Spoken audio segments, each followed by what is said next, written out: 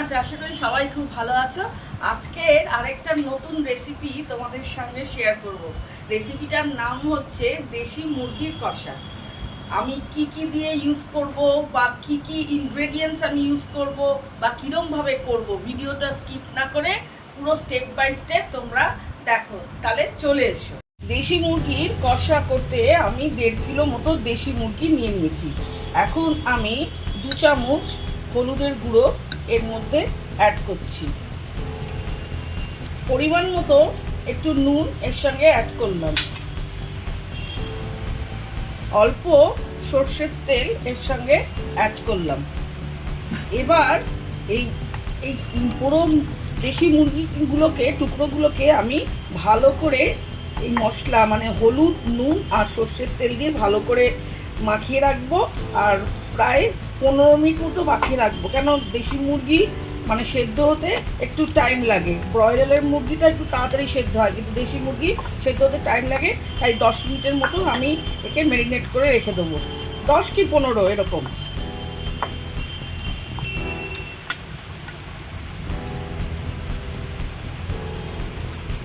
পুরো হলুদ, নুন আর সর্ষের তেল দিয়ে মাখালাম 10 অথবা 15। আমি 15ই নিচ্ছি, কারণ যেহেতু একটু শক্ত হয়, এগুলো সেদ্ধ হতে একটু দেরি হয়, তাই 15 মিনিট একে ম্যারিনেট করে আমি রাখবো। এবার নেক্সট স্টেপ আমি শুরু করব, দেখতে থাকো। কড়াইয়ে তেল মানে সর্ষের তেল গরম হয়েছে। এবার আমি এরকম 3টে তেজপাতা দিয়ে দিলাম। 2 চামচ গোটা জিরা এর মধ্যে অ্যাড করলাম। 5-6টা কাঁচা লঙ্কা অ্যাড করলাম। এই কাঁচা লঙ্কাটা অ্যাডিশনটা হচ্ছে অপশনাল। যেসব বাড়িতে বেশি ঝাল খায় একটু বেশি কাঁচা লঙ্কা দেবে, যাদের বাড়িতে একটু কম খায় একটু কম কাঁচা লঙ্কা অ্যাপ্লাই হবে, ঠিক আছে? এবার আমি ভালো করে একে নাড়াচাড়া করছি। এবার আমি মিডিয়াম সাইজের 4টে পেঁয়াজ নিয়েছি, একটু মোটা মোটা করে কেটেছি করে এবার কড়াইয়ের মধ্যে দিয়ে দিচ্ছি। এবার হালকা করে আমি ভাজবো।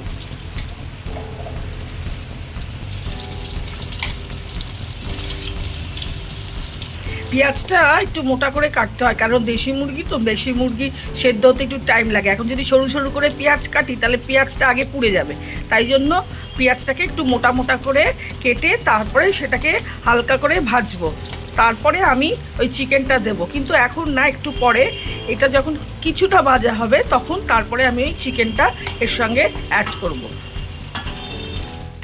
আমি খুব একটা ভাজলাম না, দেখো রংটা একটু ভাজা হয়েছে কিন্তু পুরো ভাজা হয়নি।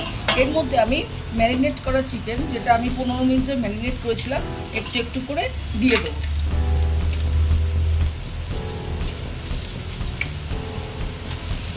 এবার এই পেঁয়াজের মধ্যে এই যে চিকেনটা, একে উল্টে পাল্টে 10 থেকে 15 মিনিটের মতো ওরকম ভাজতে হবে।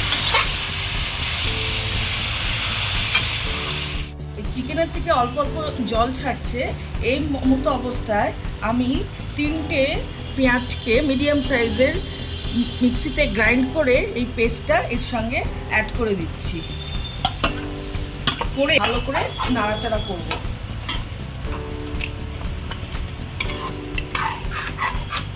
পেঁয়াজ বাটাটা দেওয়ার সঙ্গে সঙ্গে দেখো কিরকম জল ছেড়েছে, কারণ আগে যে বড় বড় যে পেঁয়াজের টুকরোগুলোর সঙ্গে এই পেঁয়াজ বাটা মিক্সড হয়ে তাদের দুটো মিলিয়ে এরকম সুন্দর মতো একটা জল সৃষ্টি হয়েছে। এবার আমি কি করব, একে ভালো করে ভেজে এর মধ্যে আমি কয়েকটা আলু দেব। আলু কেউ কেউ দেয়, কেউ কেউ দেয় না, কিন্তু এখানে আলু দিলে খুবই ভালো হবে, টেস্টটা খুব বাড়ে। এবার কয়েকটা আলু আমি এর মধ্যে দেবো, করে ভালো করে একে কুক করে নেব। আর এই সময় আমি গ্যাসের ফ্লেমটা মিডিয়ামে রাখবো আর আলুগুলোকে ভালো করে মিশাবো। আর এই আলুগুলো এর মধ্যে সিদ্ধ হবে। আমি একটা ঢাকনা দিয়ে ঢেকে রাখবো, আর মাঝে মাঝেই আমি দেখবো যে কতটা সেদ্ধ হয়েছে। এই যে আমি একটু ঢাকনাটা দিয়ে ঢেকে রাখছি, যাতে আলুটা সিদ্ধ হয়, সঙ্গে মাংসটাও যেন একটু সেদ্ধ হয়। এই দেখো কিরকম জল বেরিয়েছে চিকেন থেকে, আলুগুলো কিছুটা সেদ্ধ হয়েছে। এমতো অবস্থায় আমি এখানে 2 চামচ আদা রসুনের পেস্ট অ্যাড করছি। করে এদের সঙ্গে ভালো করে মিশিয়ে তারপরে কিছুক্ষণ ভাজবো, যাতে এর গায়ের মধ্যে আদা রসুনের পেস্টটা লেগে যায়। আর এই রান্নার একটা নিয়ম আছে, সবসময় ঢেকে ঢেকে রান্না। এই যে আদা রসুনটা দিলাম, এবার ভালো করে মিশিয়ে আবার আমি ঢেকে রাখবো কিছুক্ষণ। তাহলে ঢাকলে কি হয়, তাড়াতাড়ি সেদ্ধ হবে, প্লাস চিকেনের থেকে জলটা বেরোবে। তাহলে কি হবে, তাহলে সেদ্ধ হতে সুবিধা হবে। এক্সট্রা বাইরের থেকে এখনও জল ইউজ করা হয়নি। আদা রসুন এর পেস্টের সঙ্গে অ্যাড করলাম, ভালো করে মিশালাম। দেখো আলুগুলো কিছুটা কুক হয়েছে, আরও কিছুটা হবে। এরপরে আমি নেক্সট স্টেপে যাব, কিন্তু তার আগে একটু ঢেকে আমি রাখবো, কেন এদের নিয়মই হচ্ছে 10 মিনিট ভাজা আর ঢাকা, 10 মিনিট ভাজা ঢাকা, এরকম করতে করতে এটা এগোবে। এর মতন হয়ে গেছে। এবার একটু দেখছি তুলে কি অবস্থায় রয়েছে। মোটামুটি জলও বেরিয়েছে আর আলুটাও প্রায় 60% সেদ্ধ হয়েছে। ঠিক আছে, এই অবস্থায় আমি এর মধ্যে 2 চামচ কাশ্মীরি লাল লঙ্কার গুঁড়োটা দিয়ে দিলাম, আর তার সঙ্গে 1 চামচ হলুদ দিয়ে দিলাম। এইখানে হচ্ছে কি, এইগুলো অ্যাড করা হচ্ছে মানে একটু কালার আনার জন্য। কারণ আমি যদি এই প্রথমেই দিয়ে দিতাম এই কাশ্মীরি লাল লঙ্কার গুঁড়ো বা হলুদ, তাহলে কী হতো, এরকম কালারটা কীরকম পুড়ে পুড়ে যেত। এই যে লাল লাল যে কালার আসবে, এটা মশলাটা পেছনের দিকে দিতে হবে।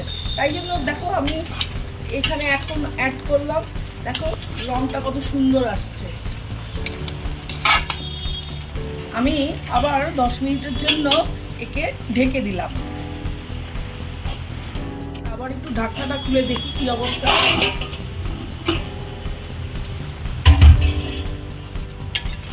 এই অবস্থায় দেখো রঙটা বেশ সুন্দরই হয়েছে। এবার আমি টমেটো, 4টে টমেটো আমি কেটেছি, সেই টমেটো এর সঙ্গে অ্যাড করে দেবো। আমি যদি আগে টমেটো দিতাম তাহলে মাংসগুলো সেদ্ধ হতো না, তাই পেছনে মানে পরের দিকে টমেটো আমি অ্যাড করছি। আর এর সঙ্গে আমি 1/2 চামচের মতন একটু নুনও অ্যাড করে দিচ্ছি। এর সঙ্গে আমি 1 চামচ ধনে অ্যাড করলাম, আর 1/2 চামচ গোলমরিচের গুঁড়ো অ্যাড করলাম। করে ভালো করে নাড়াচাড়া করে আবার মিনিট 15 একে ঢেকে রাখবো, যতক্ষণ না টমেটোটা সেদ্ধ হয়। একে ঢেকে দিচ্ছি। ঢাকনাটা খুলে দেখছি,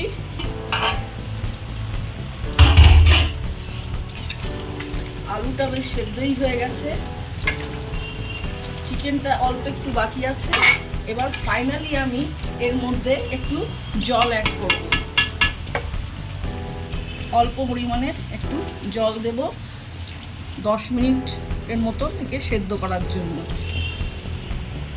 এই দেখো টমেটোটা বেশ সেদ্ধ হয়ে গেছে। আমি টমেটো কিন্তু পেছনের দিকে দিয়েছি, কারণ টমেটো যদি আমি সামনের দিকে দিতাম তাহলে কিন্তু মাংস বা আলু সেদ্ধ হতো না, তাই রেসিপিটায় টমেটো পেছনের দিকে দেওয়া হয়েছে।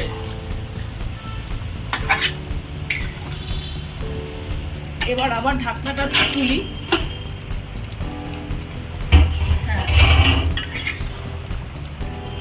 ফাইনালি আলুও সেদ্ধ হয়েছে আর চিকেনও সেদ্ধ হয়েছে।